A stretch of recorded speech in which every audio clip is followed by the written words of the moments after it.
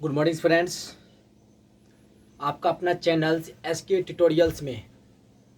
और आप लोग का ये जो वीडियो है ऑप्टिक्स का जो अभी बताएंगे, और उससे पहले आप लोग का ऑप्टिक्स का बहुत सारे वीडियो जो है आप लोग को बता दिए हैं।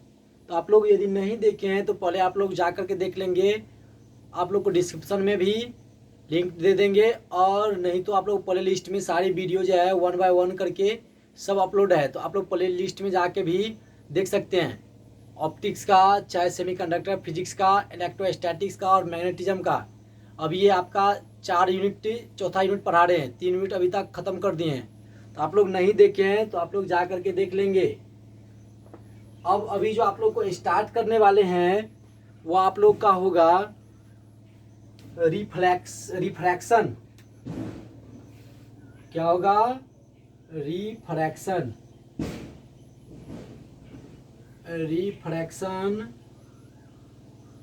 Of light. कहने का मतलब क्या होता है, हिंदी में क्या बोलते हैं? प्रकाश का अपवर्तन। प्रकाश का अपवर्तन कैसे, किसको बोलेंगे? देखिए, प्रकाश का अपवर्तन बोला जाता है किसको?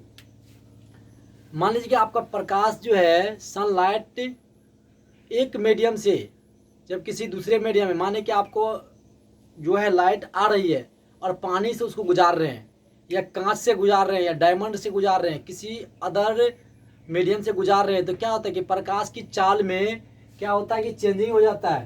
अभी देखिए, आप जो आपका सनलाइट जो आ रहा है उसका सनलाइट का स्पीड कितना होता है? 3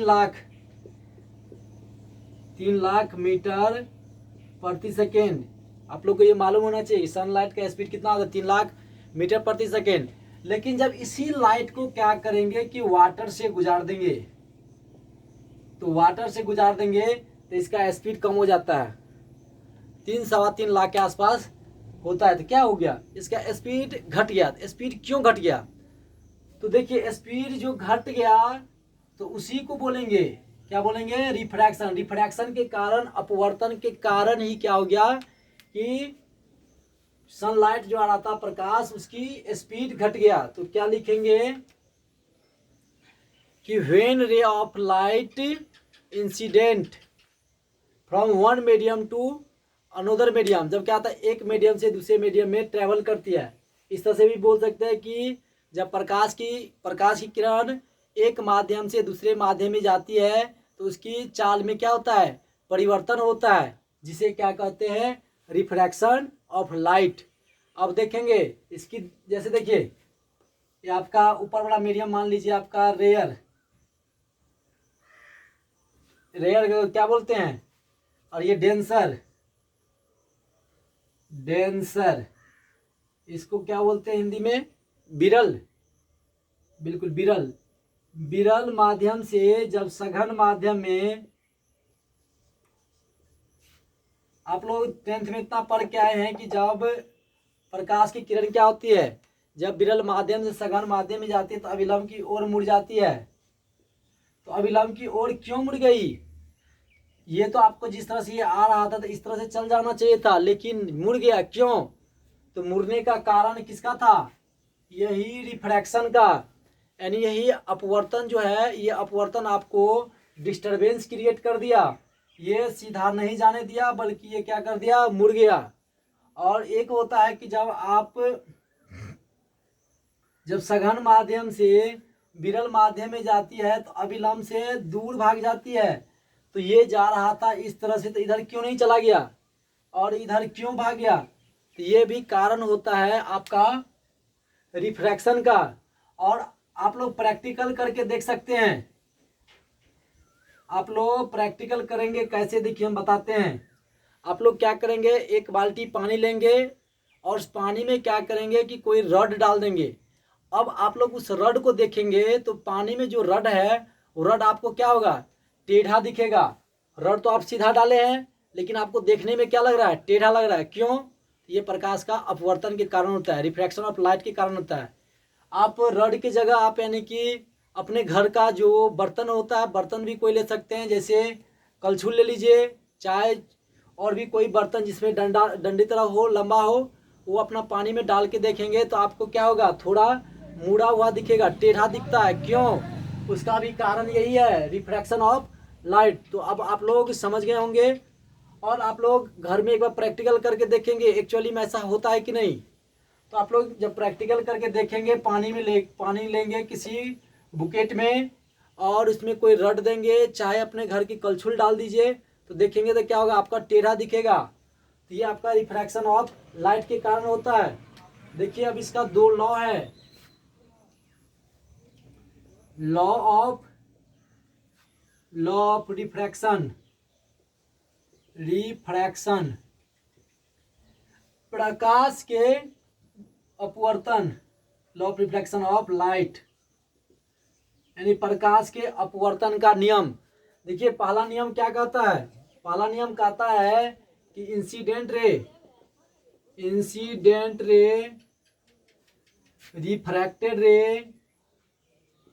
रिफ्रैक्टेड रे और या एंड बोलिए, and normal are in same plane. क्या कर रहा है कि आपतित किरण, अपवर्तित किरण और आपतन बिंदु पर जो आपका लंब जो होता है यानी नॉर्मल जो होता है, तीनों एक ही तल में होता है। जैसे देखिए आपका रे इस तरह से आ रहा था, ये आपका लंब हो गया, और तो ये क्या हो रहा है, और ये आपका इधर है। ये आपका जो है प्लेन क्या है, सेम ही प्लेन है ना। नॉर्मल देखिए भी यही है, आपका रिफ्रैक्टेड रे भी यही है और इंसिडेंट रे भी यही है, तीनों एक ही बिंदु पर आ रही है ना। तो ये हो गया आपका पहला लॉ। दूसरा लॉ स्नेल का नियम है। ये लॉ ऑफ रिफ्लेक्शन का जो दूसरा नियम है क्या है, स्नेल्स लॉ। जिसको भी मालूम है कि स्नेल लॉ क्या होता है, आप लोग कमेंट बॉक्स में लिखेंगे लैंग्वेज में। यहाँ तो हम आपको थ्योरी बताते जा रहे हैं, आप लोग यदि डिफिनेशन जानते हैं तो आप लोग लॉ का जो सेकेंड लॉ है स्नेल्स लॉ, वो आप लोग लिखेंगे, हम आप लोग को चेक करेंगे। देखिए दूसरा लॉ, स्नेल्स लॉ। स्नेल का नियम क्या कहता है, जब प्रकाश की किरण क्या होती है, विरल माध्यम से सघन माध्यम में जाती है, तो क्या होता है, आपतन कोण की जया और अपवर्तन कोण की जया का अनुपात एक नियतांक होता है। क्या कहता है, जब प्रकाश की किरण विरल माध्यम से सघन माध्यम में जाती है तो आपतन कोण की जया मतलब एंगल, यानी sign angle of incident ray upon sine angle of refracted रे का रेशियो जो होगा आपका एक कांस्टेंट देगा, और ये कांस्टेंट आपका रिफ्रैक्टिव इंडेक्स कहलाता है, जिसको अपवर्तनांक बोलते हैं। अपवर्तनांक, ये आप लोग को अपवर्तनांक क्या होता है, अपवर्तनांक इसके बाद बताएंगे। तो इसको ये भी लिख सकते हैं, और म्यू बराबर जो होता है μ2 अपॉन μ1, कहने का मतलब है medium second upon medium first. तो इसको और किस तरह से लिख सकते हैं कि साइन आई μ1 इंटू साइन आई अपॉन बराबर μ2 इंटू साइन आर। ये आपका स्नेल लॉ है, ये आपका कौन है, स्नेल्स लॉ। देखिए कि यहाँ फिगर देखिए,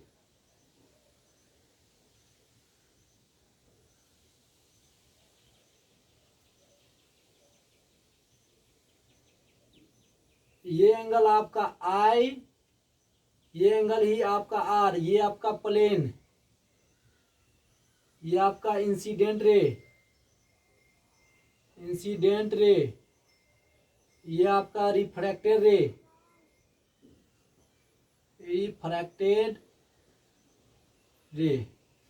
देखिए तो यही लिखे हैं, यही जो एंगल आई जो है इसके बीच का है, और ये आर जो है ये नॉर्मल और रिफ्रैक्टेड रे के बीच का है। तो और ये जो है मीडियम μ1 और ये आपका मीडियम μ2, यही है। μ2 और μ1 जो है आपका रिफ्रैक्टिव इंडेक्स है। ये जो आपका कांस्टेंट जो देख रहे हैं, ये कांस्टेंट को क्या बोलते हैं? Refractive index. म्यू जो आपका क्या है? रिफ्रैक्टिव इंडेक्स, रिफ्रैक्टिव इंडेक्स, जिसको अपवर्तनांक बोलते हैं। और देखिए इसमें जो होता है ना, जनरली हमेशा बोल सकते हैं, अधिकांशतः जो होता है आपका ये जो रिफ्रैक्टिव रे जो होता है हमेशा डेविएट होता है। क्या कर सकते हैं कि जनरली रिफ्रैक्टेड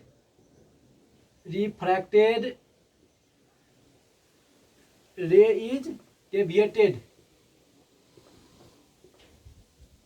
रिफ्रैक्टेड रे जो होता है जनरली आपका डेविएट करता है। लेकिन एक केस आपको बताएंगे, जब आपका रिफ्रैक्टिव इंडेक्स बताएंगे तो आप बताएंगे कि जैसे ये नॉर्मल से आता है वैसे ही नॉर्मल से चला जाता है। तो कैसे ये आता है, कैसे चला जाता है, ये आपको रिफ्रैक्टिव इंडेक्स बताएंगे तो वहाँ आपको समझ में आ जाएगा।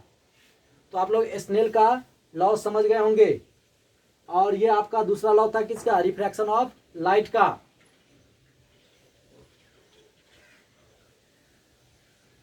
तो देखिए अब आपको रिफ्रैक्टिव इंडेक्स क्या होता है बताते हैं, जिसको बोलते हैं अपवर्तनांक।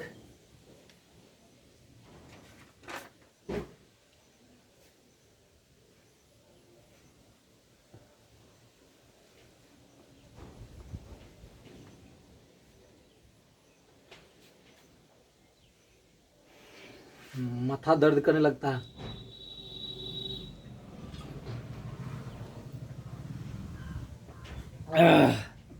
देखिए अब नया टॉपिक फिर रिफ्रैक्टिव।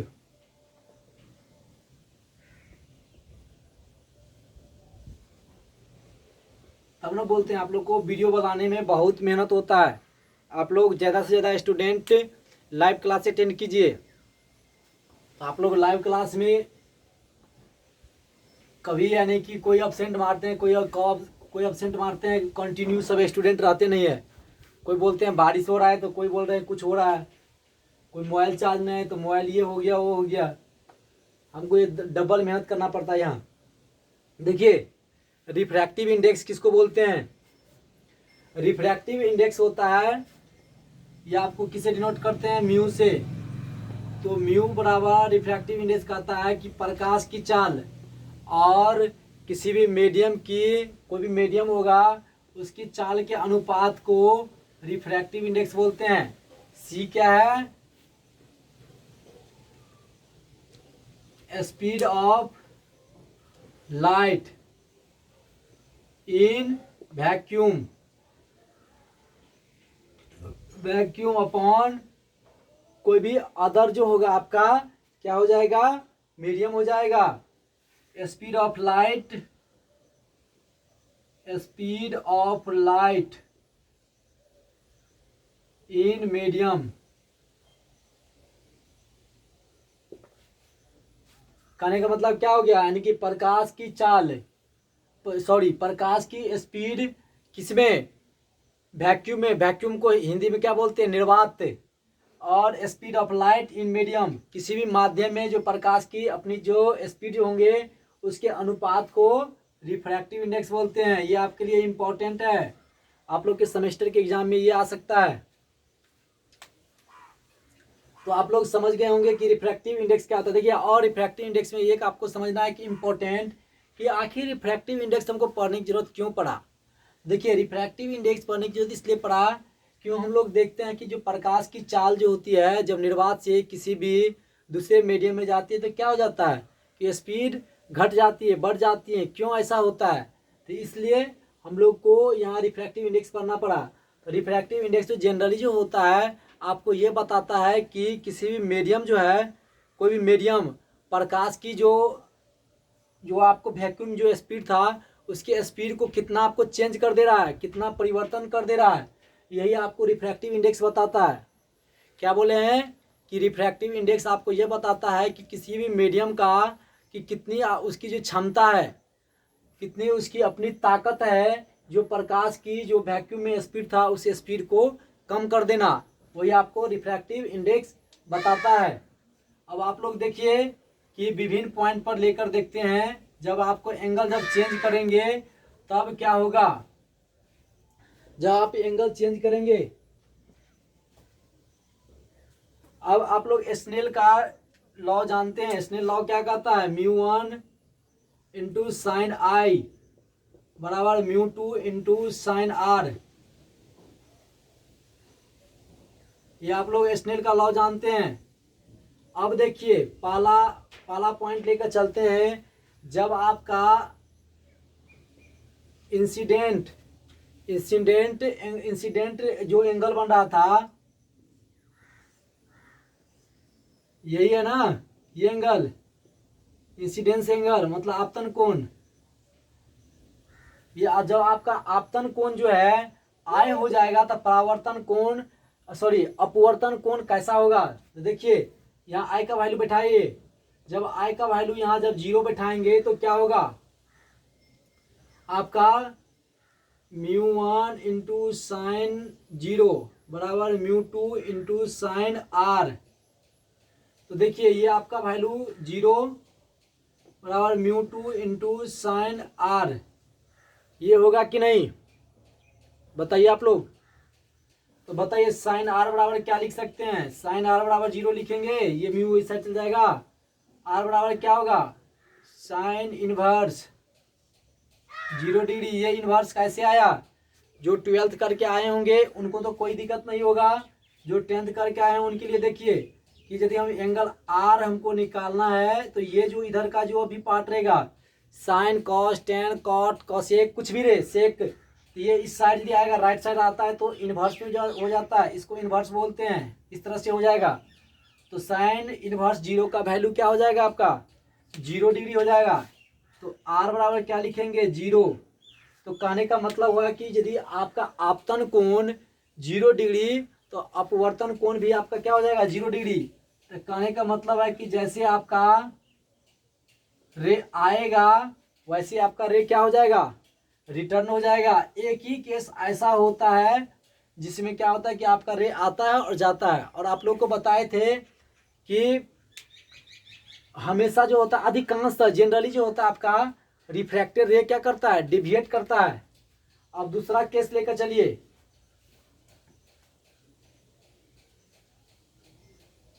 पहला केस आप लोग समझ गए होंगे, दूसरा केस चलिए देखिए करते हैं। दूसरा केस में लेकर चलते हैं। जब आपका μ2 ग्रेटर देन μ1 होगा, जब आपका μ2 ग्रेटर देन μ1 होगा तब क्या होगा देखिए।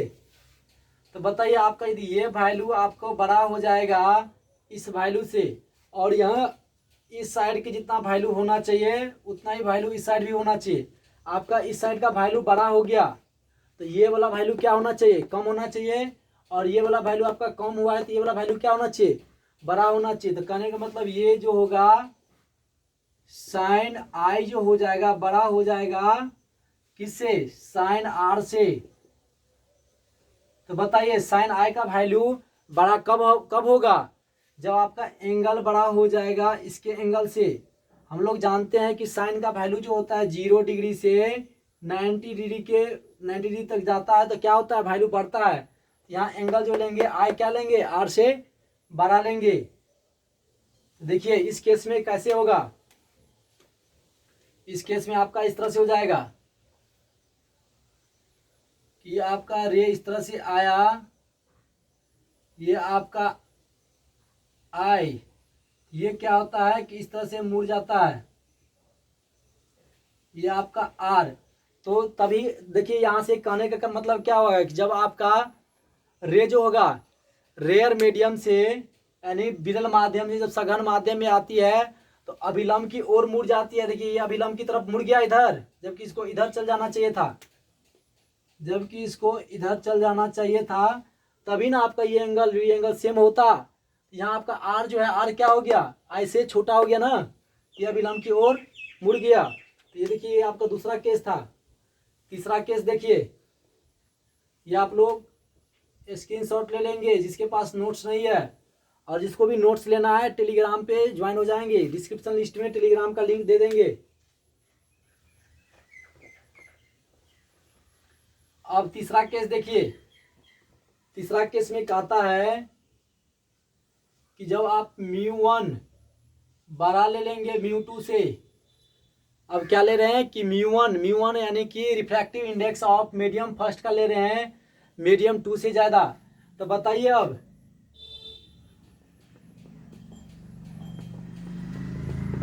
जब आप इसका वैल्यू ले रहे हैं बड़ा और इसका छोटा, जबकि इतना का वैल्यू क्या होना चाहिए, सेम होना चाहिए। यदि ये आपका बड़ा है तो साइन आई का वैल्यू क्या होना चाहिए, छोटा होना चाहिए।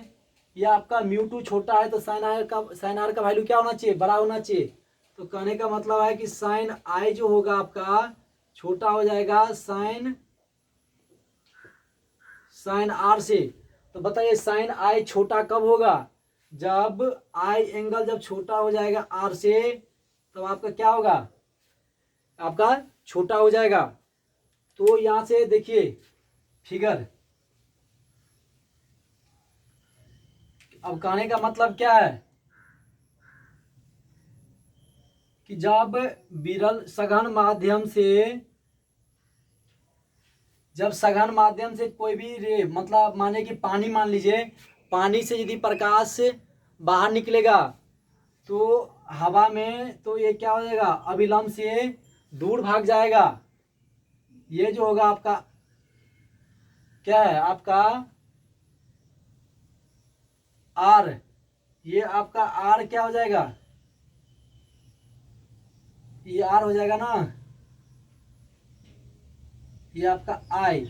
तो क्या हो गया कि जब सघन माध्यम से विरल माध्यम में जाती है प्रकाश की किरण, तो अभिलंब से क्या हो रहा है, दूर भाग जा रहा है। तो यही यहाँ साबित कर रहा है कि जब प्रकाश क्या हो रहा है कि किसी भी सघन माध्यम से विरल माध्यम में जाएगी तो प्रकाश क्या होता है कि अभिलंब से दूर भाग जाती है। और यदि आपका इंसिडेंट एंगल जब आपका विरल माध्यम से सघन माध्यम में जाती है तो अभिलंब की ओर मुड़ जाती है। और यदि आपका स्ट्रेट यानी लंब के पैरेलल जो आएगा तो क्या होगा, जैसे आएगा वैसे आपका सीधा चल जाएगा। तो ये था आप लोग का रिफ्रैक्टिव इंडेक्स, स्नेल्स लॉ और रिफ्रैक्शन ऑफ लाइट। उम्मीद करते हैं आप लोग समझ गए होंगे।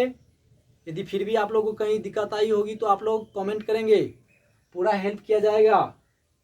और समझ गए होंगे तो आप लोग ज़रूर लाइक करके जाएंगे और अपने दोस्त को शेयर कर देंगे। और जो भी चैनल पर पहली बार आए हैं वो सब्सक्राइब कर लेंगे। Thank you.